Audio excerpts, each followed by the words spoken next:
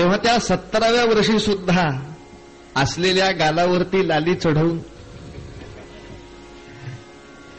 ती आजी तितक्याच कौतुकानं सांगायची, काय मेली का रे, ती प्रश्न विचारतात. अरे पण मेल्यानो, अहो फोन जरी नव्हते तरी पत्र नव्हतं का लिहिता येत, तशी लिहायला वाचायला शिकले होते. म्हणजे आज आधुनिक काळात मी काही जरी केलं, माझ्याकडे टीव्ही साधन आहे, रेडिओ साधन आहे. पण जेव्हा टीव्ही रेडिओ काहीच साधनं नव्हती तेव्हा खरंच आमचे आजी आजोबा कुठल्या कार्यक्रमामध्ये करमणूक करून घेत होते. तर हा जुना कार्यक्रम आहे की कीर्तन नावाची एकच कला अशी दिलेली असायची, ज्याच्यामध्ये गोष्ट पण आली, गाणं पण आलं, कथा पण आली, पौराणिक विषय पण आले, भाषा पण आलं, एकूण पद्धतीत हॉलडॉल सगळं एकत्र बांधून देऊन टाकायचं. त्याच्यामध्ये दर देवळामध्ये कीर्तनं व्हायची. लोकमान्य टिळकांनी तर उत्सवासाठी गणपतीच्या मांडवात कीर्तन आणलं. तेव्हा कीर्तन म्हटल्यानंतर जांभईच दिली पाहिजे अशी काही सक्ती नसते. त्यामुळे आता काही वेळेला कीर्तन होत असं नाही, पण काही चांगल्या गोष्टीचंही कीर्तन होऊ शकतं. असो, कीर्तनाची परंपरा खरं तर श्लोक, नमन, मग अभंग, मग भजन, तोपर्यंत घरी जाल,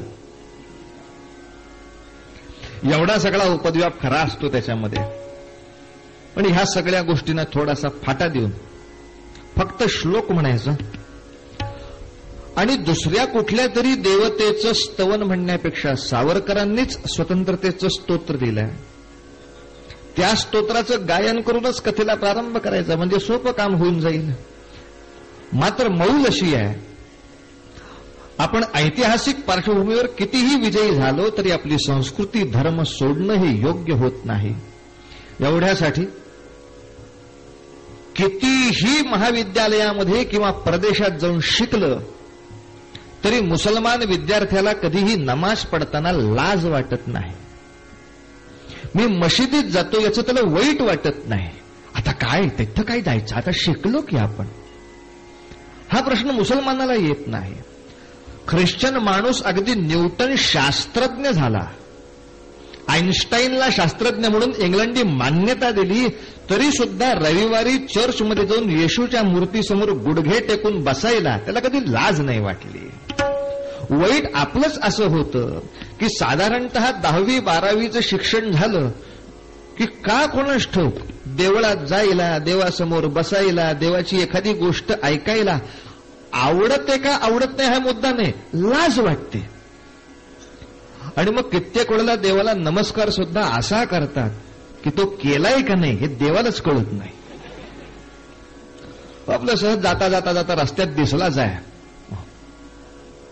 इकडं तिकडं आधी बघायचं, कोणी आपल्याकडे बघत नाही ना नमस्कार करताना, आणि मग हळूच देवाकडे बघून ह्याच्यात त्याला नमस्कार मान्य करायचा आहे का नाही हेही कळत नाही. तर असं होऊ नये. शुक्रवारचा नमाज पडायला मुसलमानाला जर शरम नसेल, रविवारची प्रार्थना करायला ख्रिश्चन माणसाला जर शरम वाटत नसेल, तर मी गणपतीच्या उत्सवामध्ये त्याच्यासमोर मांडी घालून बसलो, 2 मिनिटं हात जोडली, एखादा श्लोक म्हटला, मला कशाला लाज वाटायला हवी. बरं, ते ख्रिश्चन लोक बायबलमधली प्रार्थना करतात म्हणून नाताळच्या दिवशी सजावट करत नाहीत असं थोडंच आहे. नाताळच्या सणाच्या दृष्टीने त्यांना जे काही मेहरब करायची, देखावा करायचा, सजावट करायची, लाइटिंग करायचं, ते सगळं करून सुद्धा प्रार्थना चुकत नाही. होतं काय, आपल्याकडे बाकी सगळं होतं, पण सगळ्यांना आरती सुद्धा पाठ असतेच असं नाही.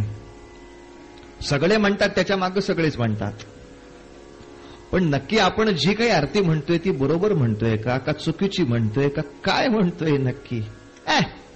आम्ही मागे गणपती उत्सवासाठी ती स्पर्धा पण लावली होती, आरतीचा अर्थ सांगावा. आणि मग अर्थ सांगणं राहिलं बाजूलाच, मुलांनी शंकाच विचारायला सुरुवात केली.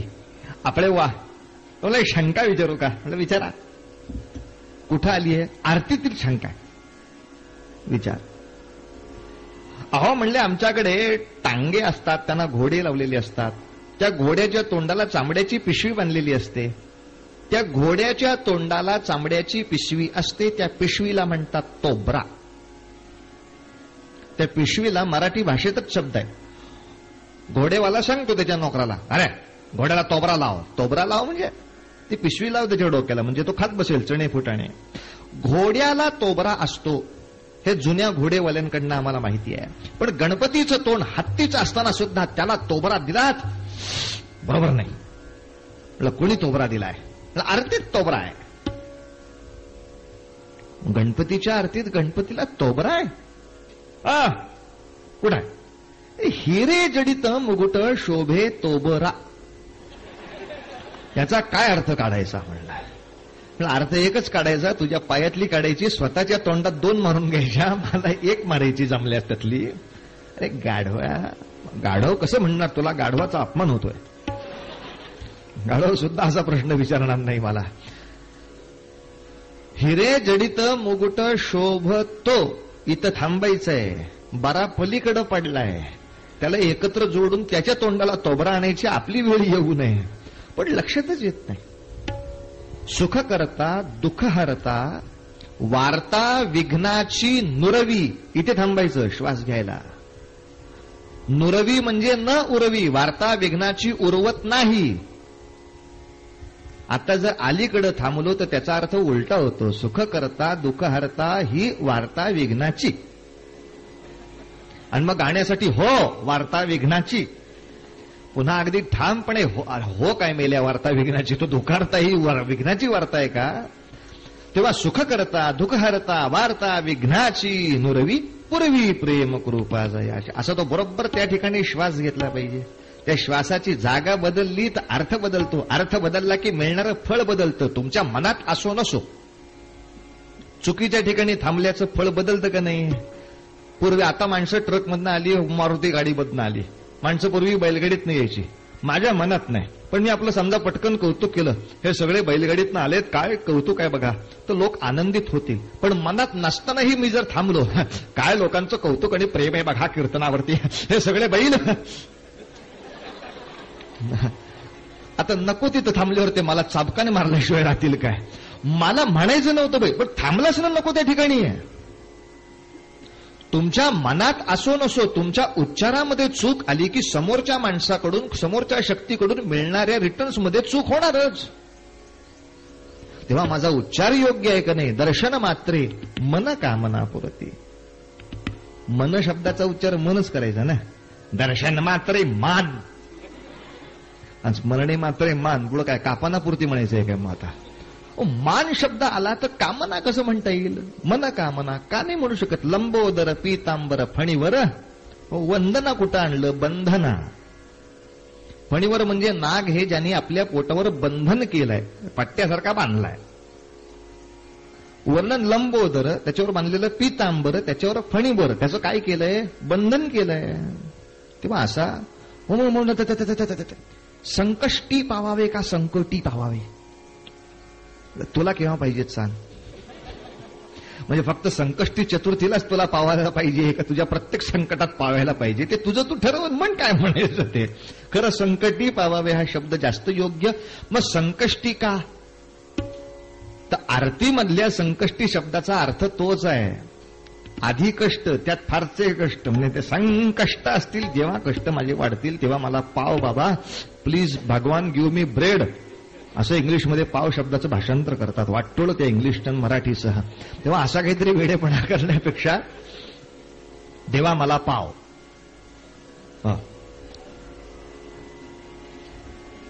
आरती श्लोक हे तरी किमान आपण ज्या देवतेचे म्हणतो ते उच्चार म्हणणं नीट असावं, प्रेमाने असावं, श्रद्धेनं असावं, खात्रीपूर्वक असावं.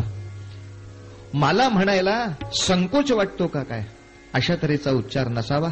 सर्वांनी छान मांडी घाला, हात छातीशी जोडून घ्या. फक्त गणपतीचा एक श्लोक म्हणायचा आपल्याला, बाकी काही नाही. आणि तेवढा श्लोक म्हणून झाला की स्वतंत्रतेचं स्तोत्र सुरू करणार आणि सावरकरांचं चरित्र आपल्या समोर.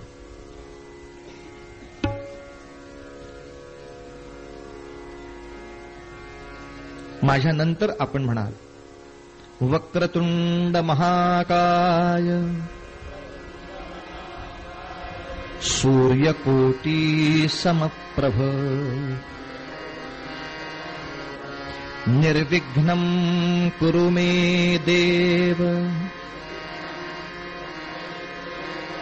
सर्वकार्येषु सर्वदा मोरया मोरया मी बाळतान्हे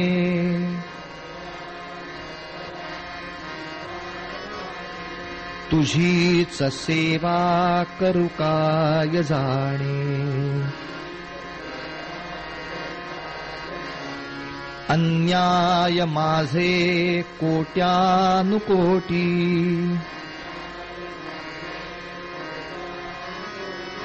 मोरेश्वरा बा तू घाल पोटी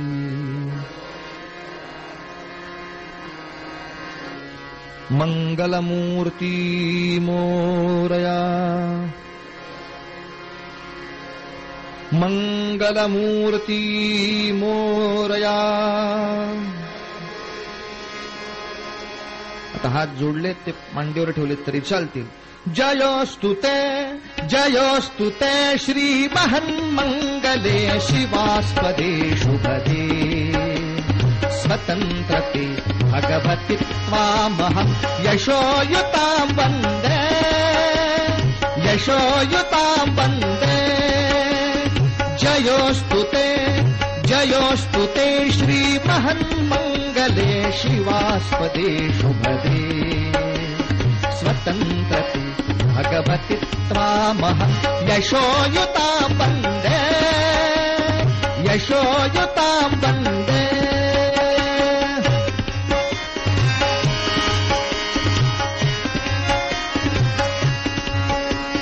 राष्ट्राचे चैतन्यमूर्त तू नीती संपदांची राष्ट्राचे चैतन्यमूर्त तू नीती संपदांची स्वतंत्रते भगवती श्रीमती राज्ञी तू त्यांची स्वतंत्रते भगवती श्रीमती राज्ञी तू त्यांची परवशतीच्या तमात तुझी आकाशी होसी.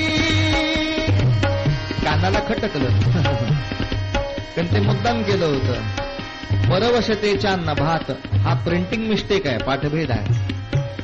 परवशतेच्या तमात, तम म्हणजे अंधार. पारतंत्र्याचं आकाश नाहीये, पारतंत्र्याचा अंधार आहे. आणि अशा वेळेला स्वतंत्रता ही चांदणी आहे त्यातली. परवशतेच्या तमात तुझी आकाशी होसी स्वतंत्रते भगवती स्वतंत्रते भगवती चांदणी चमचम लख लखशी. वन्दे त्वामहं यशोयुतां वन्दे यशोयुतां वन्दे यशोयुतां. सावरकरांनी ही कविता वयाच्या 16व्या वर्षी लिहिली आहे. आपण कल्पना करू शका ना आपण त्या वयाचे आहात.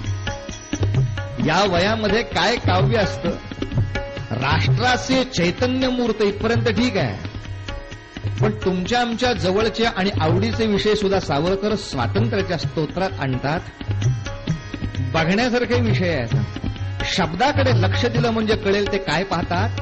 गालावरच्या कुसुमी किंवा कुसुमांच्या खाली गालावरच्या कुसुमी किंवा कुसुमांच्या गाली स्वतंत्रते भगवती तूच जीविलसतसे लाली. तू सूर्याचे तेज उदधीचे गांभीर्य ही तुझी. सूर्याचं तेज म्हणजे कळेल, पण उदधी म्हणजे समुद्र. हे स्वतंत्रते सूर्याचं तेज तुझ्यात आहे, समुद्राचं गांभीर्य तुझ्यात आहे. तू सूर्याचे तेज उदधीचे गांभीर्य ही तुझी.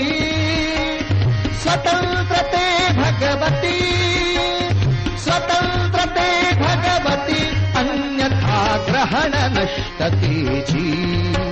वन्दे त्वामहं यशोयुतां वन्दे यशोयुतां वन्दे.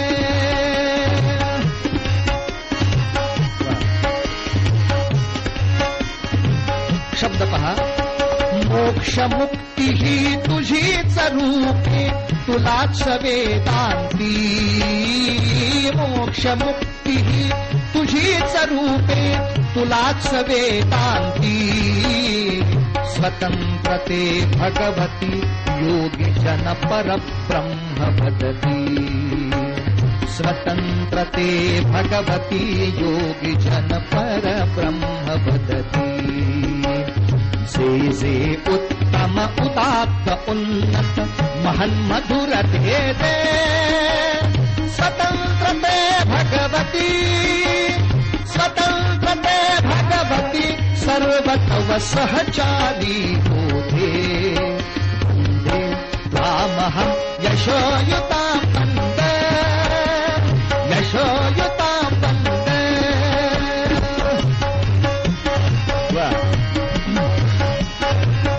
सावरकरांचा विचार. लोक म्हणतात आम्ही आईसाठी रक्त सांडू.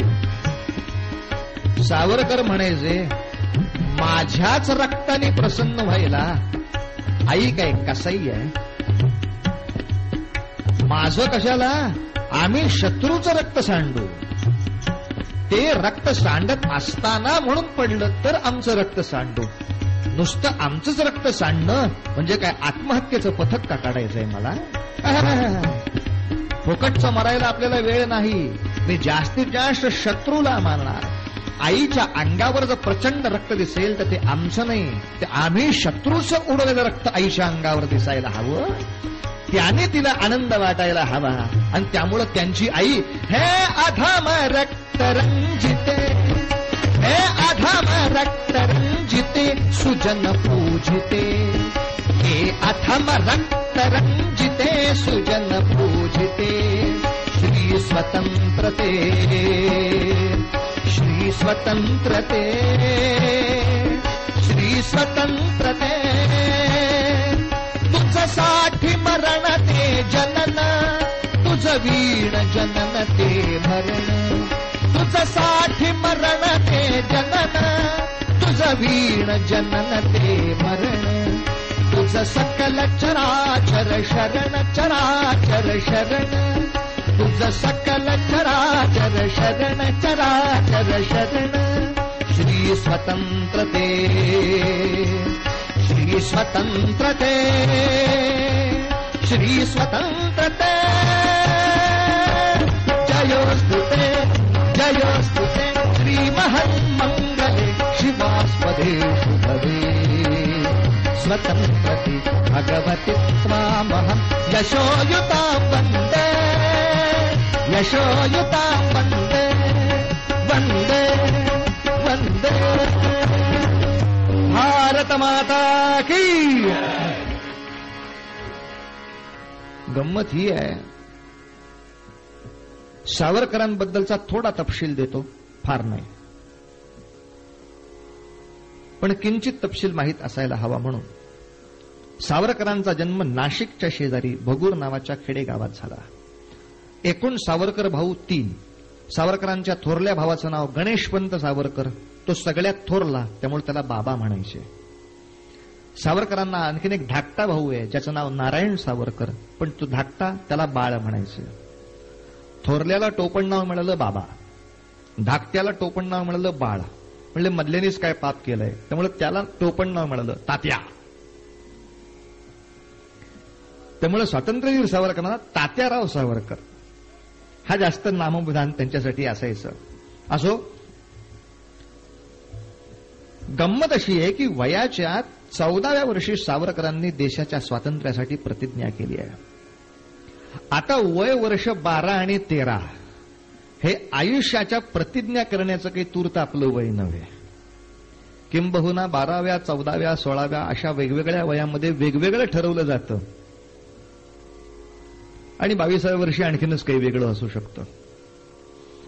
पण वयाच्या 14व्या वर्षी या मुलांनी आपलं जीवन ध्येय नक्की केलं आणि मौज अशी की 80व्या वर्षापर्यंत ते कायम राहिलं. महापुरुष ते की जे आपल्या ठरवल्याप्रमाणे अख्खं आयुष्य तयार करतात, आपण ते जे आयुष्य जातं तसे तसे तसे जात राहतात. सजीव आणि निर्जीवातला हाच तर फरक राहतो.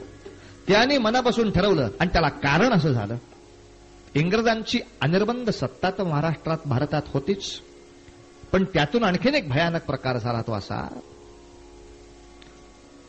की महाराष्ट्रातल्या नाशिक, पुणे, नगर या सगळ्या भागामध्ये प्लेग नावाचा रोग आला. आणि आपण कल्पना करू शकता या रोगाची एक भयानकता अशी होती की या रोगामध्ये ताप येणार आणि ताप आल्यानंतर काखेत गाठ येईल किंवा जांघेत गाठ येईल.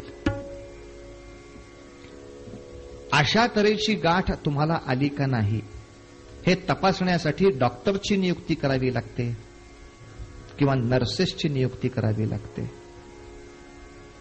पण इंग्रज सरकारचा अरेरावीपणा इतका भयानक होता की या कामासाठी त्यांनी पोलीस नियुक्त केले.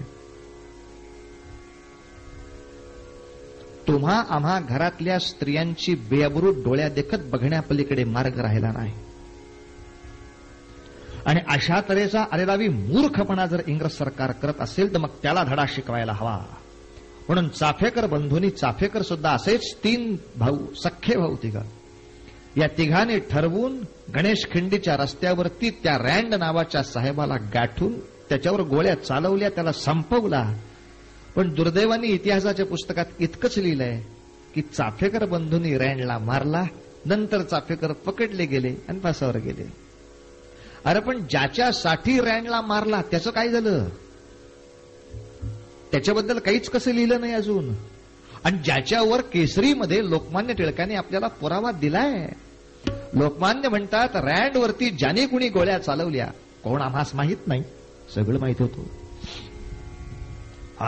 कोण आम्हास माहीत नाही, पण एवढा मोठा आवाज काढल्या वाचून इंग्रजाला ऐकू येत नाही हे आता आम्हास कळले आहे.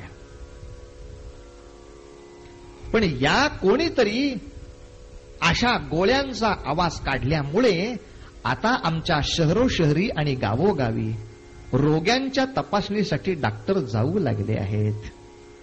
स्त्रियांच्या तपासणीसाठी यांच्याकडे नर्सेस आहे याचे दर्शन आता महाराष्ट्रास घडू लागले आहे. म्हणजे जी आमची बेअब्रू होत होती ती थांबवावी यासाठी जर चाफेकरांनी गोळ्या घातल्या असतील तर भले ते फाशी जावोत, त्यांचा उद्देश सफल झाला होता. इंग्रज आमच्यावरती इतका जुलूम करू शकत नाही इतका वचक इंग्रजाला नक्की निर्माण झाला होता. ती फाशी काय ओगाच वाया गेलेली नव्हे. पण अशी तुमच्या आमच्या घरातल्या सर्व स्त्रियांची बेअब्रू थांबली तरी येडपट कमी होते का? त्यांनी लगेच बोलायला सुरुवात केली. काय आहे हे माथे फिरूचं काम आहे. असं कोणी चाफेकरांना माथे फिरू म्हटलं की सावरकर चिडायचे आणि सांगायचे त्यांना फिरायला माथं आहे म्हणून ते फिरत आहे. तुमच्या तिथे टोपी ठेवण्याला एक खुंटी आणि तुमचं डोकं ह्या 2च जागा घरात असल्यामुळे ते फिरूच शकत नाहीत अशी अवस्था आहे. आणि अशा खुंटीच्या टाळक्यांपेक्षा फिरणारीच टाळकी देशाला काही चांगले दिवस आणू शकते. निष्क्रिय सज्जनांपेक्षा देशाला माथे फिरूंची जास्त गरज लागते.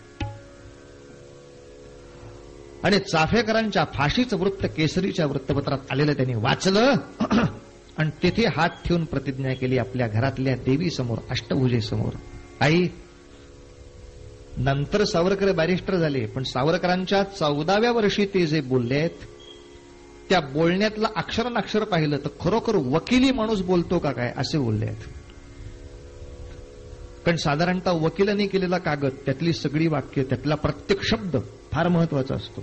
यातले शब्द गाळून वाचायचं नाही, त्याचे अर्थ बदलतात. इतकी चोख भाषा. 14व्या वर्षी सुद्धा सावरकर देवीला सांगताना स्वच्छ शब्द असे आहेत. देवी, या देशाचं स्वातंत्र्य मिळवण्यासाठी, मुद्दा क्रमांक 1, पॉइंट टू पॉइंट जायचं आता,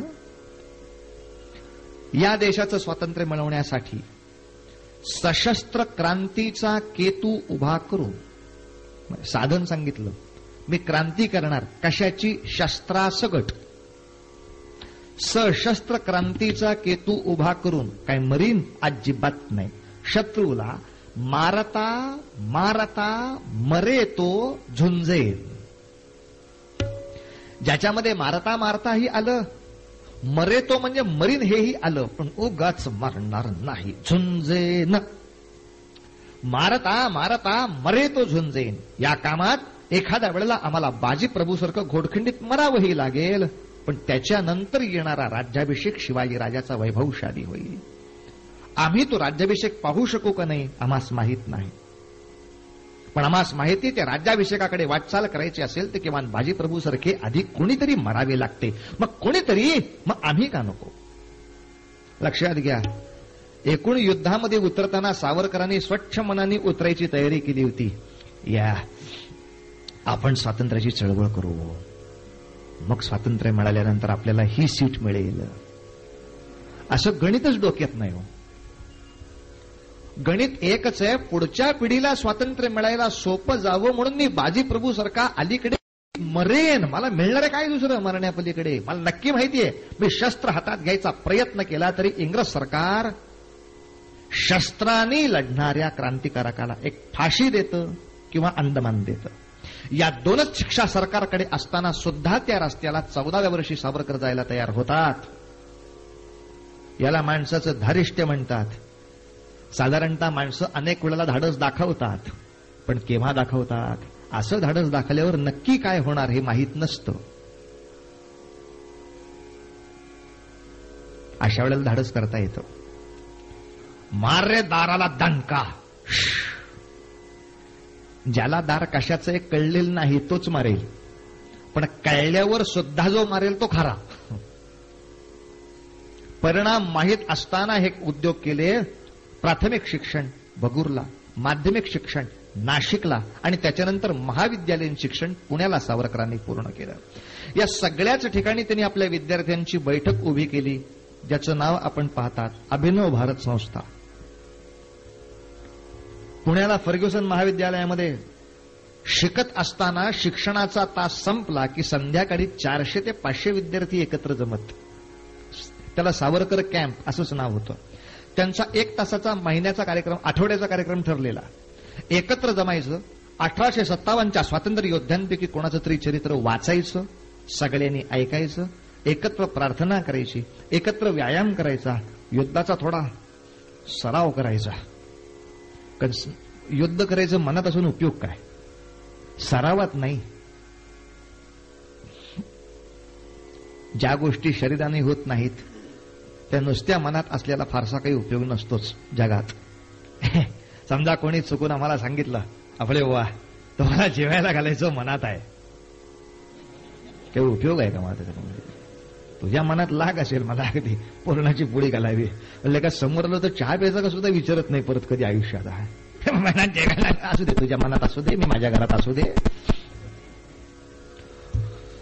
त्या देशात क्रांती झाली पाहिजे. अरे कशी पडले का?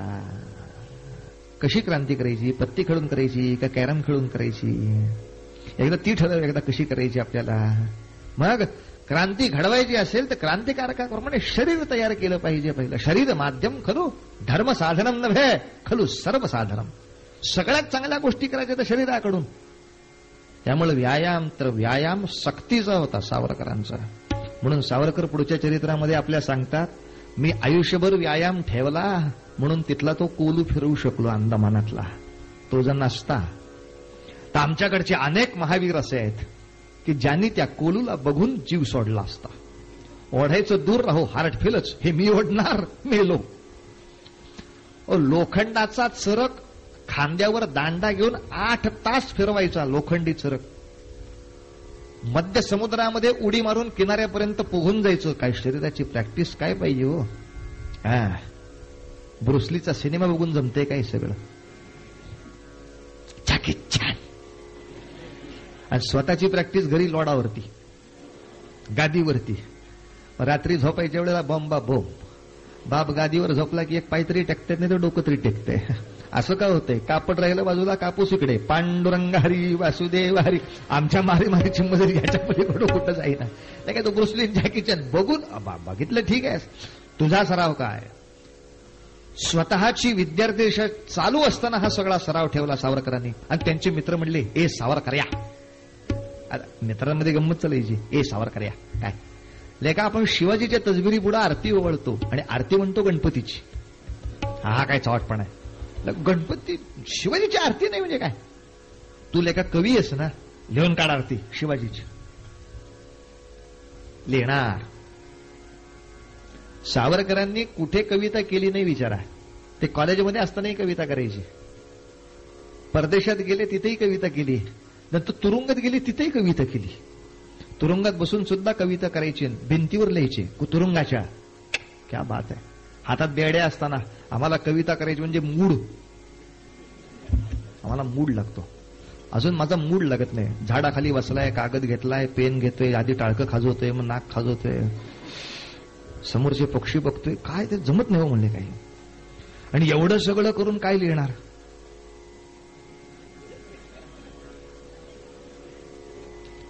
टिंब टिंब टिंब.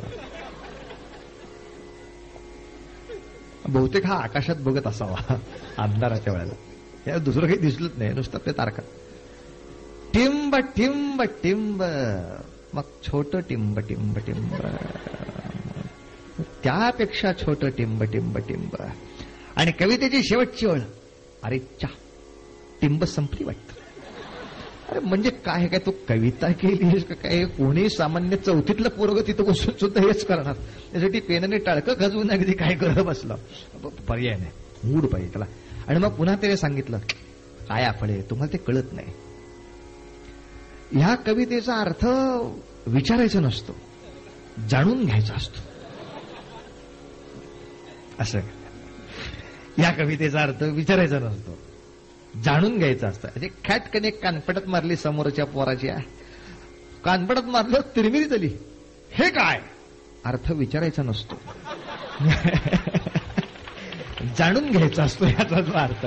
हा अर्धा जो फुकट वाया घालवलास काही कविता न करता, मग आपलं झाडाखाली पडलं टाळकं घालून. चांगली काही कविता करणार असेल तर ठीक, पण सावरकर तिथे बसून शिवाजीची आरती लिहितात.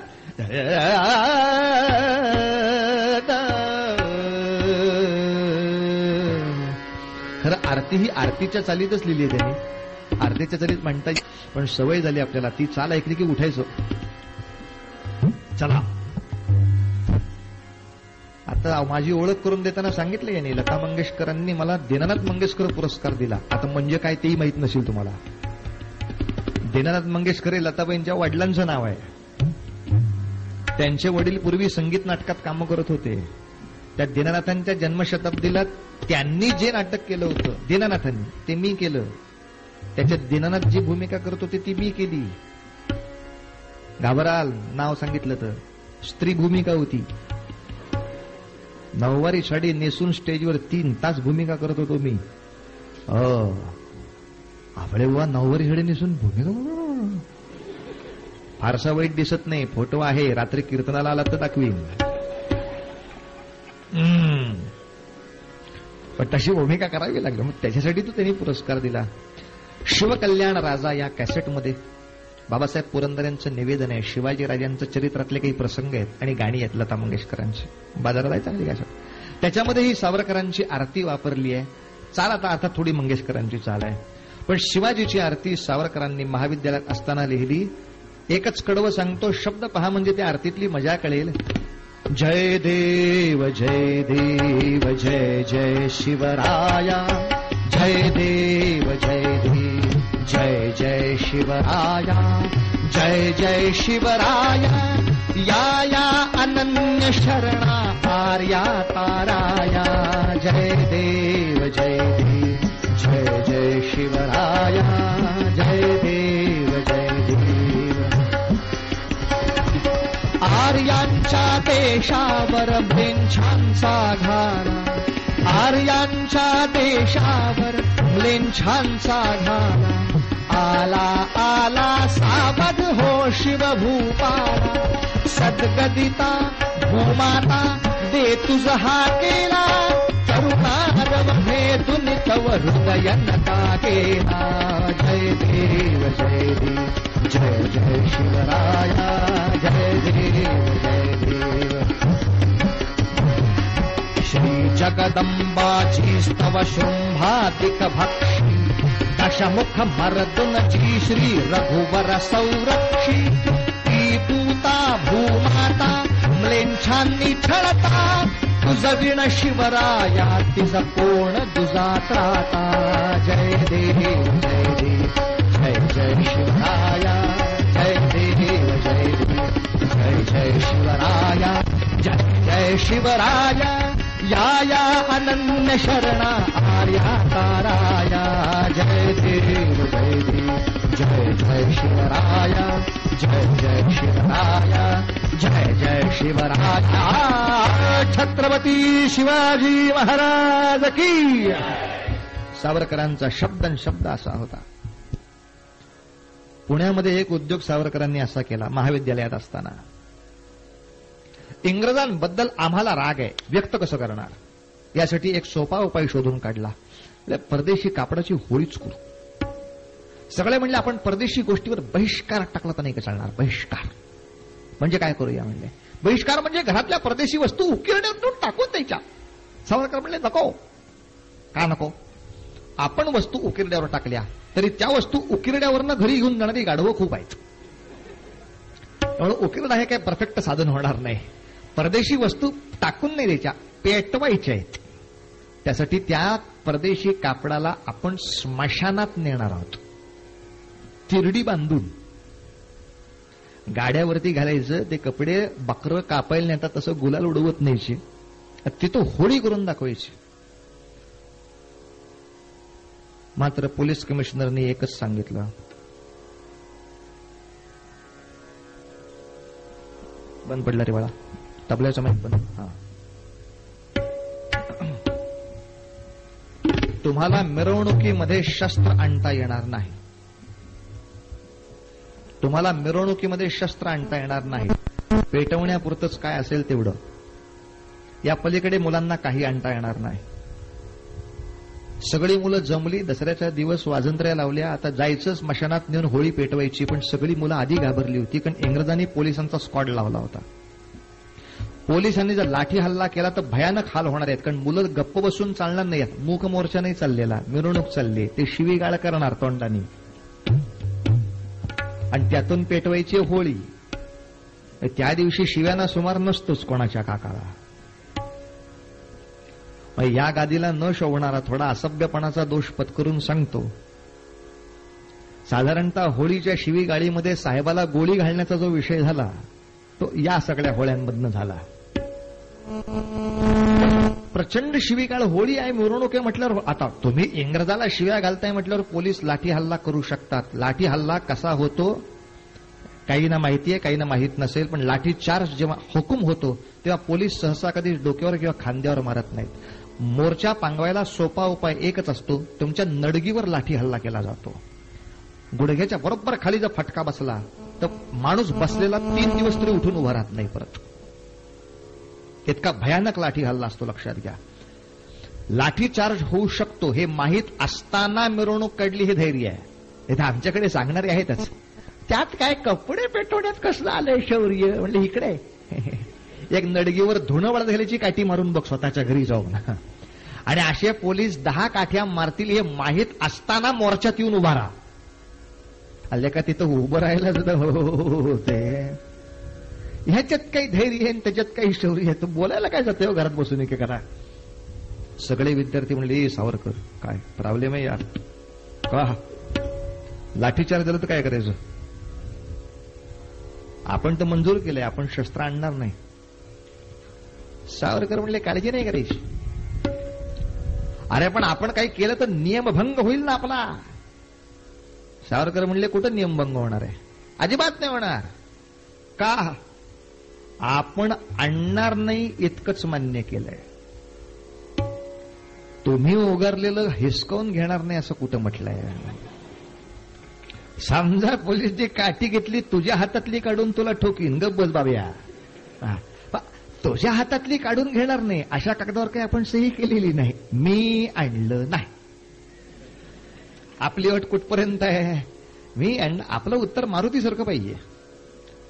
लंकेमध्ये गेल्यावर रावणाने शेपूट पेटवायचा प्रस्ताव आणला. मारुतीचा शेपूट पेटवा. मारुतीनं पहिलं काय सांगितलं, जर उद्या कोणी चुकून मला विचारलं लंकेला आग कोणी लावली, नाव कोणाचं जाणार, रावणाचं. का आपण तेल आणलं होतं का. चिंध्या कोणी गुंडाळल्या, तुम्ही गुंडाळल्या. तेल कोणी ओतलं, तुम्ही ओतलं. आग कोणी लावून दिली, तुम्ही लावून दिली. हा, मारुतीमुळे आग पसरली. इतकं लावली कोणी, आपण काड्यापेटी आणली होती काय. याला बुद्धिमत्ता वरिष्ठम म्हणतात. सगळं कुठं डोक्यावर घेता. बरं, आग लावल्यानंतर आग विझवली जावी म्हणून इकडं तिकडं धडपड करणं ह्युमन राईट आहे. यालाही तुम्ही मला नावं ठेवू शकत नाही. मी माझ्या मानवाधिकार आयोगापुढे खटला करू. माझ्या धडपडीत इकडे तिकडे आग लागली, मी काय करू? आणि मारुती ते म्हणायला तयार होते, मी समुद्रापर्यंत जातो, तो पण शेपूट म्हणजे समुद्रात बुडवली तरी विझणार, बाकी मध्ये कोण राक्षस मला मदत करणार होता. मग आता समुद्राला जाईपर्यंत माझं एकच छलांग थोडी समुद्रापर्यंत जाणार, म्हणजे मध्ये घरावरती स्टेप बाय स्टेपच मला जायला लागणार का नाही तिकडं. मग आता काय, ज्या घरावर उडी मारावी ती खालती पेटच आहे हो. आता पेटल्या घरावर थांबू कसा? पण मला नीट रस्ता माहित नाही, सगळ्या घरावर जाऊन आलो, कुठला रस्ता सापडतोय का बघायला. त्या बिभीषणाला कळत होतो काय मारुती सांगत, लेका तू आलास त्याच रस्त्यानं की रे. हो आलो, त्या आकाशमार्गाने आलो, जाताना चालत जायचं होतं. असं काय करता, हेलिकॉप्टरमधला रस्ता सापडणार चौकातला रस्ता सापडण्याच्यात काही फरक आहे का नाही माझ्यात. तू कशाला आगी लावत होतास मला कळत नाही का रे. पण कायदेशीर पूर्ण सुटलेले होते मारुतीला. आग कोणी लावली? आपण मशाल आणली नाही, आपण चिंध्या आणल्या नाही, आपण तेल ओतलेलं नाही, तुमचं तुम्हाला लाख लाभ. त्यामुळे सावरकर बोलायला मोकळे होते. हा तुम्ही काठ्या आणल्या होत्या का? नाही. मग आली कशी? त्यांनी आणली होती. काढून का घेतली? मानवाधिकार. त्यांनी माझ्या अंगावर उघरली होती काही कारण नसताना. आपल्या मोर्चामध्ये लाठीचार्ज होईल असं तुम्ही मला सांगितलेलं नव्हतं. मी कालच्या चरित्रामध्ये तेवढ्यासाठी टिळकांचंही उदाहरण दिलं. लोकमान्य टिळकांनी गणपती उत्सवाच्या मिरवणुकीमध्ये झेंडे आणले, हे लांब लचक झेंडे, सगळी मुलं अशी झेंड्याला ते काठ्याला लावून यायची. एवढ्या काठ्या आल्यानंतर दंगल व्हायचीच नाही. आता मिरवणुकीत एवढी काठी घेतलेली माणसं आहेत, म्हणजे ती पोलिसांना मदत करणार, दंगलग्रस्त माणूस थांबतोच. बऱ्याच काठ्या आहेत. पण मध्ये इंग्रजांनी बंदी आणली हो, काठ्या आणायच्या नाहीत. टिळक फार वाईट बोलायचे, काठ्या नाही, झेंडे कुठे लावू, बोटावर लो असे एवढे. 26 जानेवारी असतात तसे एवढे असे झेंडा. काठ्या काय आणायची का गाडवा म्हणले. नाही, तुमच्या काठ्यांचा गैरवापर होऊ शकतो. असं सगळे मुलं म्हणले, टिळक या आज मिरवणूक कशी होणार? अरे रडू नका रे, टाळकं काय फक्त इंग्रजालाच आहे, डोकं आपल्यालाही आहे ना. मग दुसऱ्या दिवशी परत मिरवणुकीला सगळी मुलं हजर, प्रचंड उंचच्या उंच झेंडे तयार. सरकार म्हणते बिन काठ्याचे एवढे उंच झेंडे आले कसे? टिळक सगळ्यांच्या हातात काय आहे? ऊस. काठ्या नाहीत. आणि मग सगळ्या दंगलखोरांचे लक्षात आलं, एक वेळ काठीचा फटका परवडला, ऊसाचा जास्त लागतो. मग आर या ऊस पार करेंगे. आता मध्ये कोणी हात नाही घालायचं म्हणजे आमच्या मिरवणुकीमध्ये. मौज होती ती होती. सावरकरांनी ती मिरवणूक यशस्वीपणे घडवून आणली, होळी पेटवली. महत्वाचं असं लोकमान्य टिळकांनी त्या होळीसमोर भाषण केलं. लोकमान्य टिळक तेवढ्या लायकीचे लोकनेते होते. होतं काय, आपण एखादा असा उपक्रम घेतो, मोठ्या माणसाला बोलवायला जातो, याल का? मग मोठा माणूस मोठेपणाचा आणून सांगतो, काय अशा छोट्या समारंभात आम्हाला येता येत नाही. हा सोन्याची शिंग लागली तुम्हाला वरनं, तुम्हाला कसं आम्हाला छोट्या समारंभात येता येणार? घाबरतो म्हण की मैदानात उतरायचं आहे पोलिसांच्या देखत. हाती सोटा घेऊन असे मस्तपैकी छपऱ्या मिशा घेतलेले टिळक होळी समोर उभं पोलिसांना देखत बोलले, या होळीची धग आता इंग्लिश पार्लमेंटला लागल्या वाचून राहत नाही. कारण त्यांना कळलं आहे भारतीय माणसं असंतुष्ट झाली किंवा रागवली. आज आमची शक्ती सीमित आहे म्हणून आज कपडेच पेटवले आहेत, उद्या तुम्ही जाणता. बोलायचे, आज कपडेच पेटवले आहेत, उद्या तुम्ही जाणता आमची शक्ती वाढल्यावर काय होईल. अर्थात टिळक बोलूच नाही थांबले. टिळकांनी सावरकरांना मात्र ती विनंती केली. अर्थात टिळक वयाने मोठे होते, सावरकर तेव्हा कॉलेजमधले विद्यार्थी. त्यांना विनंती केली, सावरकर एक काम कर, भारतात राहून शस्त्र निर्माण करता येणार नाही. शस्त्र निर्माण होत नाही तोपर्यंत ती क्रांतिकाला मिळणार नाही. आणि आमच्याकडे शस्त्र आहेत हे कळल्याशिवाय इंग्रज घाबरणार नाही. आपल्याशी इंग्रजांनी चांगला वागायचा एकच मार्ग आहे, त्याला आपली थोडी तरी भीती वाटायला हवी. एकच रस्ता, तू इंग्लंडला जा, तिथे शस्त्र निर्माण करता येईल, तिथे तुम्हाला शिकायला सवलत आहे, ते शिकून बाकीच्यांना शिकवून इकडे पाठव. इकडे आम्ही कारखाना सुरू करून देतो, पण तुला जावं लागेल त्यासाठी. जाशील? मग कशासाठी जाणार? बॅरिस्टर होण्यासाठी इंग्लंडला जातोय असं सांगून जा. सांगून जा म्हणजे बॅरिस्टर व्हायचंच. बॅरिस्टरची पदवी घ्यायची. तुला जाण्याचा खर्च घेण्यासाठी स्कॉलरशिप पण आहे. ते स्कॉलरशिप तुला मिळवून देतो. पण स्कॉलरशिप श्यामजी कृष्ण वर्मांनी दिलेली, शिवाजी शिष्यवृत्ती मिळवली. मात्र पूर्वी अशी कोणी मुलं जर इंग्लंडला जाणार असतील तर त्यांना 2 जामीनदार पाहिजे असायचे. टिळकांचं मोठेपण हेही लक्षात ठेवा. ते नुसते उपदेशक नाहीये. त्या 2 जामीनदारापैकी एक जामीन टिळकांनी भरला. सावरकरासारख्या वेताळाचा जामीन भरणं गंमत नव्हे. कारण हे पोरग तिथं जाऊन काय करणार हे माहीत असताना टिळकांनी जामीन भरलाय. काही कल्पना नव्हती हो काय करेल, हेच करेल. आणि दुसरा जामीन कोणी भरला असं विचाराल तर त्याचं नाव फक्त सांगतो, माहितही नसेल आपल्याला त्यांचं नाव. कृष्णाजी प्रभाकर खाडीलकर नावाचे पूर्वी एक नाटककार होऊन गेले महाराष्ट्रात. गाणं ह्या विषयाशी, संगीत या विषयाशी संबंध असलाच तो स्वयंवर, मानापमान अशासारखी नाटकं ज्यांनी लिहिली, ज्याच्यामध्ये पूर्वी बालगंधर्व काम करायचे, त्या नाटकाचे लेखक खाडीलकर, त्यांनी दुसरा जामीन भरला. आणि सावरकरांनी इंग्लंडला प्रयाण केलं. मौज ऐका, सावरकर भारतातनं इंग्लंडकडे निघालेत. वय वर्ष 23. वय वर्ष 23. 2 3. पण पंचायत हीच आहे का, थोरल्या भावाचा निरोप घेऊन जाणं एक वेळ सोपं आहे, धाकट्या भावाचा निरोप घेऊन जाणं तेही सोपं आहे. पण सगळ्यात अवघड काय, तर सावरकरांनी जेव्हा इंग्लंडला निघाले तेव्हा त्यांचं लग्न झालेलं होतं.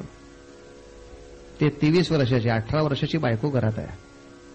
त्यांचा 6 महिने वयाचा पोरगा तिच्या मांडीवर आहे, प्रभाकर नावाचा. ज्या वयामध्ये एकमेकाशिवाय चैन पडत नाही, कुछ अच्छा नहीं लगता.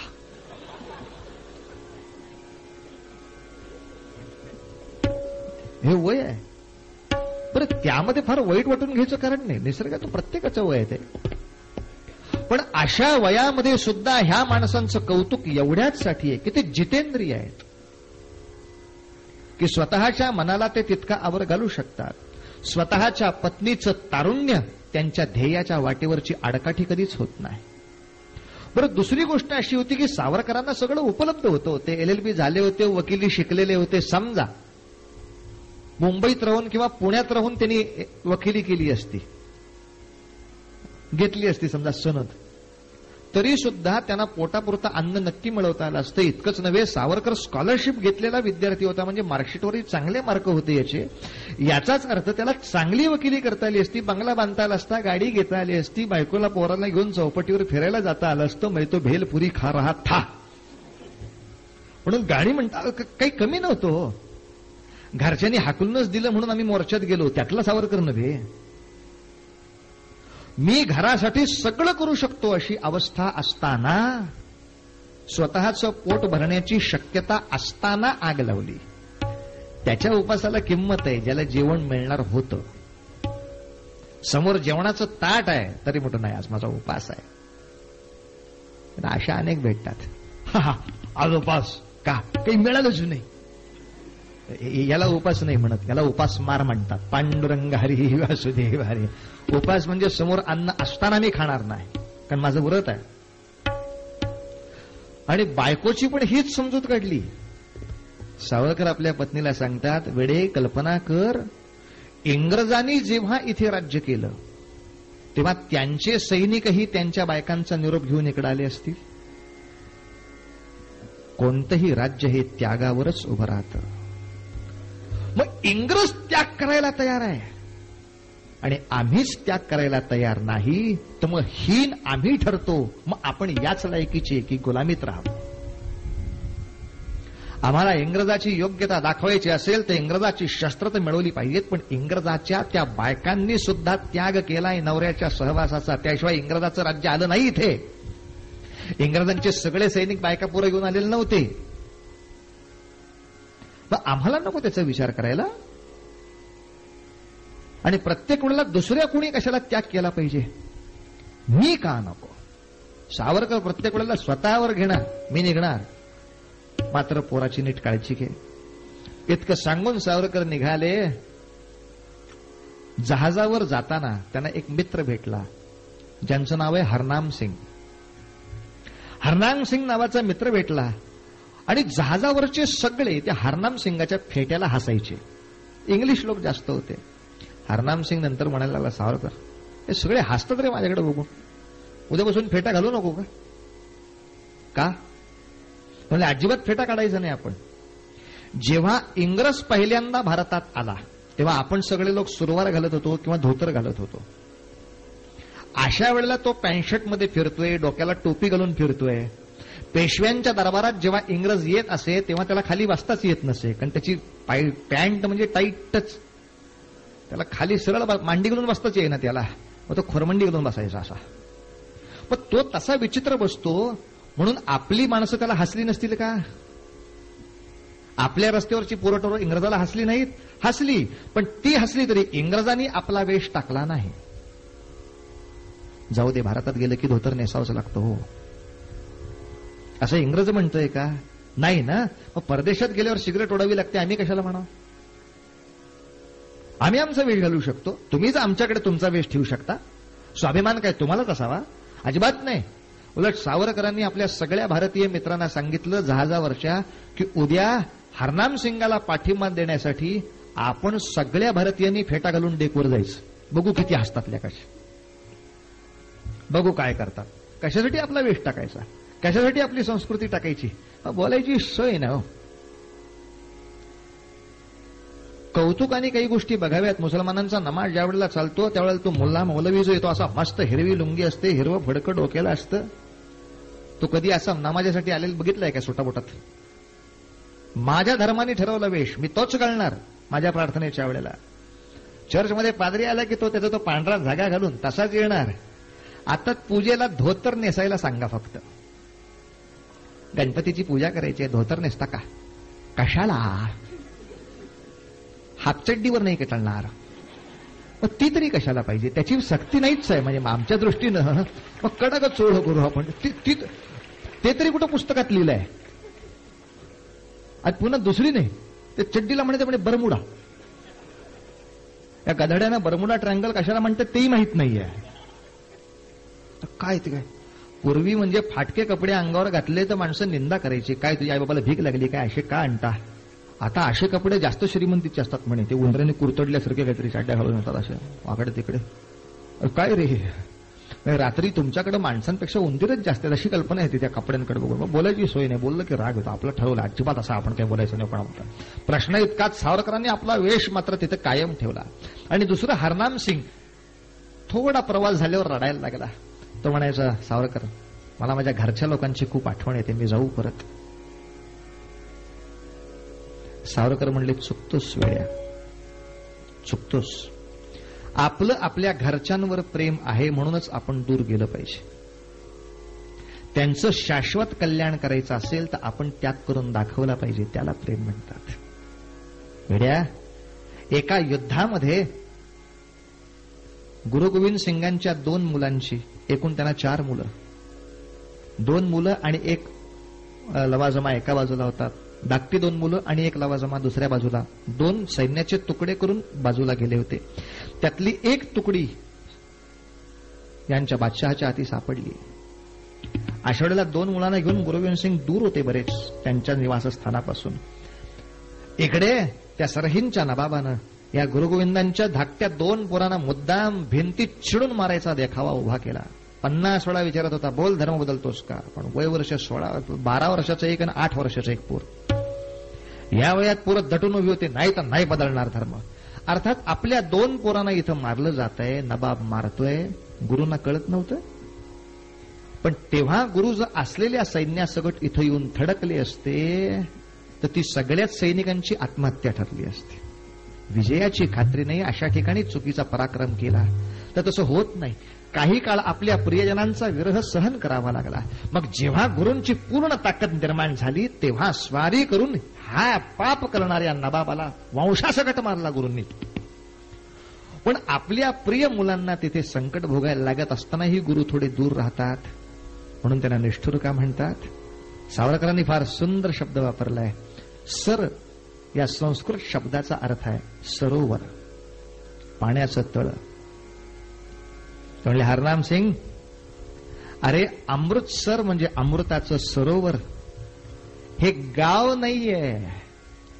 गुरु गोविंद सिंगांच्या हृदयाचंच नाव अमृतसर आहे. ते अमृताचं मुळात सरोवर होतं. पण स्वतःच्या जातीवरती, स्वतःच्या धर्मावरती, स्वतःच्या समाजावर प्रेम दाखवण्यासाठी त्यांनी त्याग केला. विरह सहन करायची ताकद पाहिजे हरनाम, त्याशिवाय नाही होणार. अतिशय बदललं प्रकरण.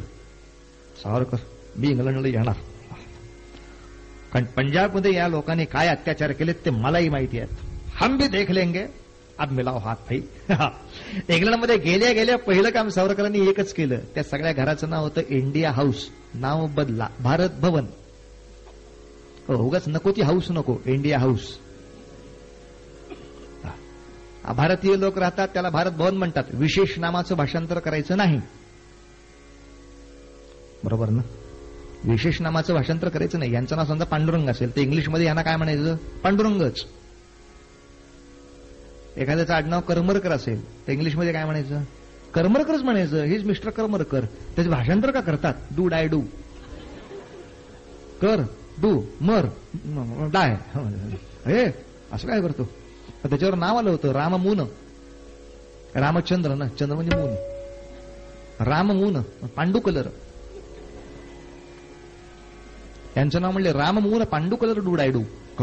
नाव आहे का जडगोजरे आहे का म्हणले? रामचंद्र पांडुरंग हे सरळ म्हणता येईना. राममून पांडू कलर प्लस ही डू डाय डू.